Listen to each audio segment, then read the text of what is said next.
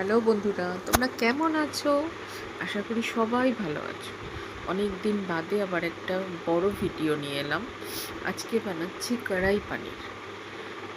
এটা মনে হলো একটু বানাই, তার জন্যই। যাই হোক, দেখো যে পদ্ধতিতে করছি। ফার্স্টে পনিরটা আমি ভেজে নিয়েছি সাদা তেলে, সেটাকে তুলে রেখেছি।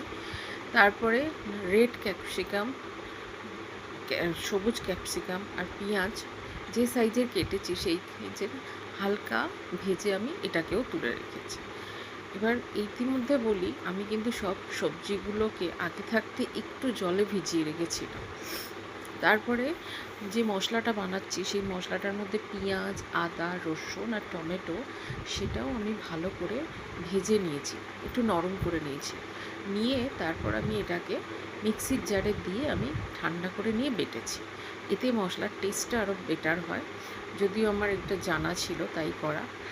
যে বাটা মশলাটা বেটেছিলাম সেইটা আমি তেলের মধ্যে দিয়ে জাস্ট কষছি। আমি কিন্তু কোনো ফোড়ন দিইনি এর মধ্যে, শুধু এটাকে কষতে কষতে এইবার যত গুঁড়ো মশলা আছে তার মধ্যে জিরে গুঁড়ো, ধনে গুঁড়ো, কাশ্মীরি লঙ্কার গুঁড়ো, নুন, গরম মশলা গুঁড়ো, সমস্ত ইনগ্রিডিয়েন্টস একসাথে দিয়ে ভালো করে আমি কষেছি।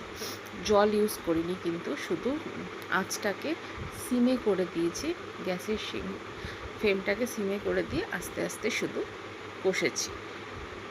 কষতে কষতে আমি যখন দেখলাম একটু তেল ছেড়ে দিয়েছে, সেই সময় আমি হালকা গরম জল ইউজ করেছি। গরম জল দিলে তরকারি ফিটা ভালো হয়। সেটাকেও অল্প দিয়েছিলাম, সেটা নেড়ে নেড়ে শুকিয়ে গেছে। তারপর আমি গ্যাসটাকে পুরো অফ করে দিয়ে টক দই দিয়েছি, ফ্যাটানো টক দই। ফ্যাটানো টক দই দিলে কি হয়, দইটা ফাটে না। আর গ্যাসটাকে বন্ধ করার কারণও তাই, যাতে দইটা না ফেটে যায়। এবার সমস্ত জিনিসটা কষানোর পরে আমি 1 গ্লাস মতন গরম জল কড়াতে দিয়ে দিয়েছি।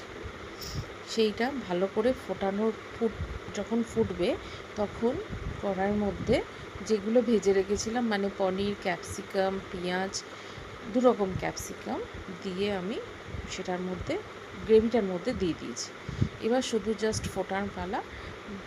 যখন তরকারিটা ফুটে গেছে, আমি ওপর থেকে ধনেপাতা আর কাসুরি মেথি দুটো দিয়েছি, দিয়ে নেড়ে নিয়ে ঘি ছড়িয়ে দিয়েছি।